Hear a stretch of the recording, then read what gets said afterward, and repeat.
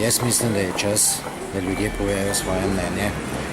Že do zdaj so ga povedali, ampak ni pomagalo. Mislim, da je to, glede na situacijo pri nas, edina pot, žal, čeprav ni najbolj pravilna, ampak je edina možna pot in izhod. Ja, v bistvu sem se že čutila, ko je bil Kangler že drugič izvoljen za župana, ker se že do takrat nisem strinjala z nekaterimi njegovimi dejanji. Zdaj pač, kar sledim temu gibanju, gotov je, mogoče še najbolj prek Facebooka se mi zdi, pa še to bolj redko. Ne vem, v bistvu me čudi, da ni že doseglo tega učinka, da bi pač Kangler odstopal, no. Mislite, da bojo ti protesti, to gibanje dosegli želeni efekt, torej da bo najprej odstopil župan? Ja, jaz mislim, da bo. Vsaj tudi tle povsod po Sloveniji da misliti, ne.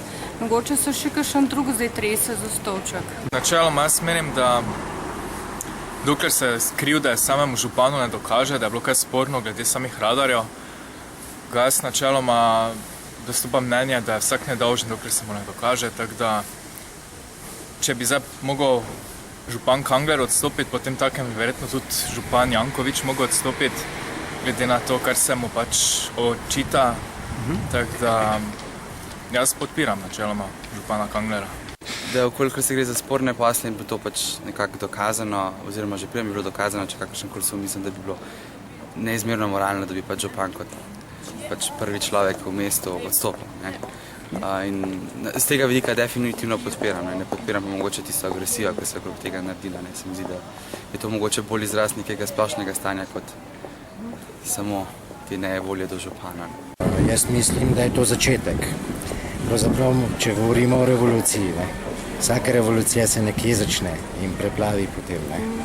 Čeprav ne moramo zdaj govoriti o revoluciji, vendar mislim, da je to samo izraz razočaranja nad družbo in politiko in splošnim stanjem. Dajmo, Aldo, Štajerci, uprite se.